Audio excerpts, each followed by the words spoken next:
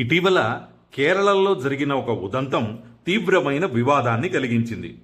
April 2023లో కేరళలో మొదటి వందే భారత్ రైలు ప్రారంభమైన సందర్భంగా కొందరు పాఠశాల విద్యార్థులు రైలులో ప్రయాణిస్తూ ఆర్ఎస్ఎస్ గణ గీతాన్ని ఆలపించారు. ఈ వీడియో సోషల్ మీడియాలో విపరీతంగా వైరల్ అయింది. విద్యార్థులు ప్రభుత్వ రైలులో ఒక నిర్దిష్ట సంస్థకు సంబంధించిన గీతాన్ని పాడటాన్ని కేరళలోని అధికార కమ్యూనిస్టు కూటమి అయిన ఎల్డీఎఫ్ తీవ్రంగా పరిగణించింది. దీనిపై విచారణ జరపాలని రాష్ట్ర విద్యాశాఖ మంత్రి ఆర్ బిందు అధికారులను ఆదేశించారు. విద్యార్థులు చదువుతున్న పాఠశాల యాజమాన్యం స్పందిస్తూ ఇది కేవలం ఒక దేశభక్తి గీతమని, పిల్లలు వారి ఇష్టపూర్వకంగా పాడారని, దాని వెనుక ఎటువంటి రాజకీయ ఉద్దేశం లేదని స్పష్టం చేసింది. ఇలాంటివే మరిన్ని సంఘటనలు కేరళ దేవాలయాల్లోనూ చోటు చేసుకున్నాయి. అదేవిధంగా తమిళనాడులో కూడా డిఎంకే ప్రభుత్వం ప్రభుత్వ పాఠశాలలు, మైదానాలలో ఆర్ఎస్ఎస్ శాఖలు శిక్షణా శిబిరాలను, పథ సంచలనాలను నిర్వహించడాన్ని నిషేధించింది. ఆర్ఎస్ఎస్కు సంబంధించిన గీతాలను ప్రభుత్వ ప్రాంగణాల్లో ఆలపించడానికి అనుమతి నిరాకరిస్తున్నారు. ఇలా తమిళనాడు, కేరళ ప్రభుత్వాలు వేసిన అప్పీళ్లను తోసిపుచ్చుతూ ప్రాథమిక హక్కులను కాలరాయటం సరికాదని స్థానిక హైకోర్టు, సుప్రీంకోర్టు పేర్కొన్నాయి. క్రమశిక్షణతో కూడిన ప్రదర్శనలకు అనుమతి ఇవ్వాల్సిందేనని తీర్పులు వచ్చాయి. న్యాయస్థానాలు ఆయా ప్రభుత్వాలను మందలించాయి. కేవలం శాంతి భద్రతల నెపంతో అనుమతి నిరాకరించలేరని, రాజ్యాంగం కల్పించిన భావ ప్రకటన స్వేచ్ఛను గౌరవించాలని కోర్టులు ఆదేశించాయి. మరి ఈ రాష్ట్రాలు ప్రత్యేకించి సంఘ గీతాలను ఎందుకు పాడనివ్వట్లేదు?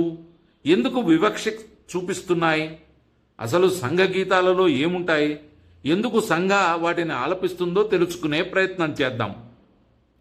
ఆర్ఎస్ఎస్ కార్యక్రమాల్లో కానీ, సంఘ శాఖల్లో కానీ తరచుగా గీతాలను ఆలపిస్తూ ఉంటారు. వీటిని గణగీత్ అని పిలుస్తూ ఉంటారు. ఇవి కేవలం పాటలు మాత్రమే కాదు, సంఘ కార్యకర్తల్లో నిర్దిష్ట లక్ష్యాన్ని పెంపొందించే ప్రయత్నం కూడా. సంఘ శాఖలో శారీరక వ్యాయామాల తర్వాత అందరూ కలిసి ఒకే స్వరంతో గీతాన్ని పాడటం వల్ల మనస్సు ఏకాగ్రత చెందుతుంది. ఇది స్వయం సేవకులలో సామూహిక భావనను పెంచుతుంది. దేశభక్తి గీతాల ద్వారా కార్యకర్తలలో ఉత్సాహాన్ని, దేశం కోసం పనిచేయాలనే స్ఫూర్తిని నింపుతారు. కఠినమైన పదాల కంటే పాటల ద్వారా సిద్ధాంతాన్ని సులభంగా అర్థం చేసుకోవచ్చని సంఘం భావిస్తుంది. ఈ గీతాల్లో భారతీయ సంస్కృతి, మహనీయుల త్యాగాలు, జాతీయ విలువల ప్రస్తావన ఉంటుంది. వీటి వల్ల మనకు దేశ చరిత్రపై అవగాహన కలుగుతుంది. ప్రతిదినం పాడటం వల్ల ఆ గీతంలోని సందేశం మన మనస్సులో బలంగా నాటుకుపోతుంది. దానివల్ల మనం కూడా దేశం కోసం ఏమైనా చేయాలి అనే భావన పెరుగుతుంది. సంఘ గీతాలలోని దేశభక్తి భావాలు అత్యంత లోతైనవి. ఈ గేయాలు కేవలం పదాల కూర్పు మాత్రమే కాకుండా ఒక స్వయం సేవకునిలో దేశం పట్ల ఉండే బాధ్యతను నిరంతరం గుర్తు చేస్తుంటాయి. ఆ పాటల్లో మన దేశాన్ని ఒక భూభాగంగా కాదు, జగన్మాతగా ఆరాధించడం కనిపిస్తుంది. మన దేశ ఔన్నత్యం కనిపిస్తుంది. దేశభక్తి అంటే కేవలం జెండాకు వందనం చేయడం మాత్రమే కాదు, సమాజంలోని అట్టడుగు వర్గాల సేవ చేయడం కూడా దేశభక్తే అని ఈ గీతాలు బోధిస్తాయి. సంఘ గీతాలు దేశభక్తి ప్రధానంగా ఉంటాయి. దేశమే ముఖ్యం అంటే నేషన్ ఫస్ట్ అనే సిద్ధాంతాన్ని అనుసరించి ఉంటాయి.